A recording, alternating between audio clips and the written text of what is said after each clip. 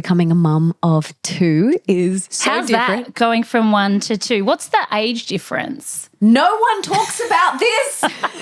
That's because no one would do it. Why didn't you tell me? But hang on a minute. I mean, you've got the same dynamic as I do, a boy and a girl. Yes. Fairly similar age gap, I think. Yes, and girl first, Yes. then the boy. Bambi is 4 and Prince is 4 months. But right now, one of the main things you're really doing is helping women step into their businesses and really find that entrepreneurial side to them. Where did that come from? After having Bambi, I realized that I still loved my work. I still wanted to do my work. I didn't want to work full time. So how could I create a business that allowed me to have the impact and the income that I still wanted to have and be the mother that I wanted to be? We can have both. You're a testament to that. You are the most beautiful mother and you have a thriving career. I really sat with the question of whether I wanted to work when Bambi was little. Do I want to be solely a stay-at-home mum? I meditated on it for months and months, and the answer was no. I want to do both. So how can I make that work? That's where I got to, and now I want to help other women do the same. So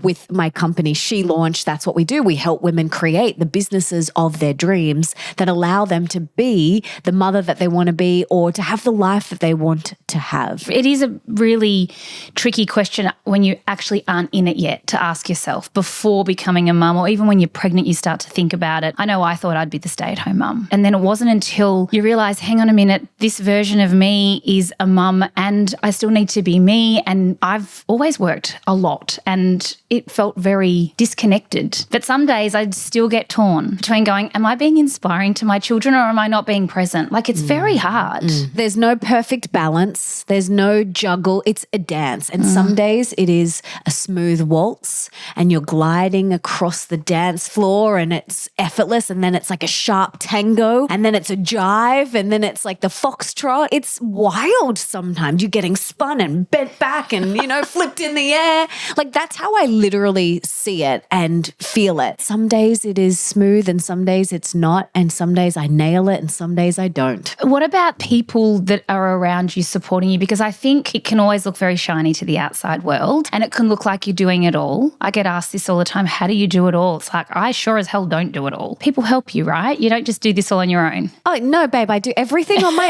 own. I am a unicorn. Cook, clean. You've always modeled that to me. You've always said, I've got support, I've got an assistant, and we've got help and blah, blah, blah. I've never thought that I had to do it on my own. Even though I watched my mother, she does everything for everybody else at the detriment of her own choices and her own health and happiness. It's that generation too, though, and that's 100%. what we've mirrored. That's why I think it's been difficult for us to step outside of that, because we've watched our mums sacrifice, but at what cost? 100%. And so I witnessed my mum doing that growing up. I probably didn't realize it at the time, but I felt for her. I'm like, Mum, I know you actually don't want to do this, but you're doing it for me. But I know you don't really want to, even though there is a part of her that of course she wants to, but I know that you're doing it because you think you should. And I could feel that as a really young child. Yes, I went through stages of people pleasing. And then I got to the point where I was like, that doesn't serve my mum and it doesn't serve me. And I knew how I wanted to parent. When Nick and I first got together, so we got together in 2013 and we didn't have kids for like 6 years. And I always knew how I wanted to parent and the type of business and life I wanted. And there was lots of support. I had to do a lot of inner mean girl mastering with asking for support. And this is what I teach my clients, because there's so much mindset stuff inside She Launch, because 80% of success is mindset, 20% is tools and strategies. Right. And I can teach you all of that. The mindset is so huge, right? You have to get really good at asking for support, but then receiving it. They're two different things, because you can then master asking, but then you're like,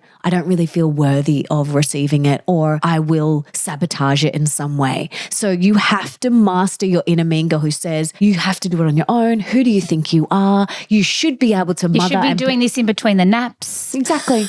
Why aren't you nailing it like all the other mums on Instagram who are nailing it? I do not subscribe to that. Like, yes, I have support. I have support in my home and I have support in my business. I know how I want to live my life and I do not have any issues asking for or receiving support. And if you do, dive into that. What comes up for you? There's gold in that for you. So dive deep into that. It's very interesting, actually. I know that a few years ago, it was a very stressful time and I, for the first time ever, said to my dad, I'm going to ring you and you're going to tell me it's going to be okay. That's what's going to happen. You're not going to get upset.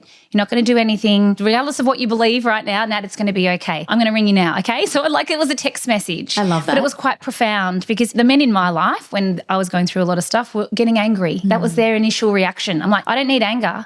I need you to be calm and I need you to help me. Asking in that way actually became really easy and I started to text people and say, this is what I need you to do. I need you to tell me. I'm going to ring you now and you just got to tell me this, okay? I know I'm setting this up. We're not good at doing that. The other thing that I find quite great, when especially because men want to help, right? Especially in a dynamic like you've got Nick's part of the team of people that help you be you, asking if they can take things on board. So I'll say to my husband, can I leave that with you? Oh, they're so funny. They're like, oh, yes, of course. Yeah. Because they want to help. They don't always know how to help. So I think getting good at asking, once you do it once, it's like anything. It's like the first time you say no to something. It gets easier and easier. Yeah, it's a muscle. The more you ask, the more you receive, the better you get at it. People want to help us. Like when my friends humans have an innate want to help. Exactly. When my friends are like, can you help me work this out? I'm like, I would love to. I'm honored that you came to me. We've really separated ourselves from that connection with friends and family and having to do everything alone. I know when I was pregnant with Livy, the team at the hospital had said, oh, you definitely don't want anyone around. You want to do this just with you and your husband. You don't want anyone else interfering. Couldn't have been the worst advice I ever received. In general? As part of the birth and straight after. So like in that birthing phase. And then their advice was don't have anyone come for 2 weeks. Worst advice ever now in hindsight. I remember ringing my mum after, can you come now? My parents lived interstate. I'm like, you need to come now. I can't do this. When have we isolated ourselves so much and why? It's sad. So sad. It's really sad. And you don't have to. You don't have to. Like we just had my best friend and her partner, Sally, stay with us for a week. And a lot of people be like, you have a 4-month-old and a 4-year-old and you're running a business. Do you really need house guests? Like my mother-in-law was like, is that a good idea, Melissa? I mean, not all house guests, but it's not open for everybody. But only the best ones. These ones are great. You know, right? Yes. But the connection and spending time together, it's very important. Yes. And I do think it's one of the things that often goes by the wayside when we are in the business, when we are trying to do it all, is those connections. 100%. Like if you look at the blue zones around the world, they have 9 commonalities. I've interviewed Dan Buettner on my podcast. One of them is connection. For this season of my life, you know, there's my self-care, my happiness, there's my relationship, there's my kids, there's my work, and then like there's my social life. And just because it is down lower doesn't mean it's still not important. That might mean a phone call. A lot of my best friends, we know if we've just got 5 minutes, that's better than nothing. Because I used to not bother calling because I'm like, I don't have an hour. I don't have an hour in this season of my life. We used to have an hour when we were like 18 and we'd finish whatever we were doing for the day and we had to sit in traffic and drive home. Yes. That's when we had an hour. Yes. So like I will call my friends and I preface the call with like, if hey, they babe, pick I've got up, 5 minutes. I've got 10 minutes. Yeah. And they're like, great, let's drop in. And we're like, what's going on? Whatever. I'll text beforehand and go, I've got a 15-minute drive. And they're like, yep, I'm free. And sometimes they're like, can't, babe. And it's just about that little tap in. There are times where we give the kids to the husbands and then we can chat for a bit, but it's just this season, you know? Right.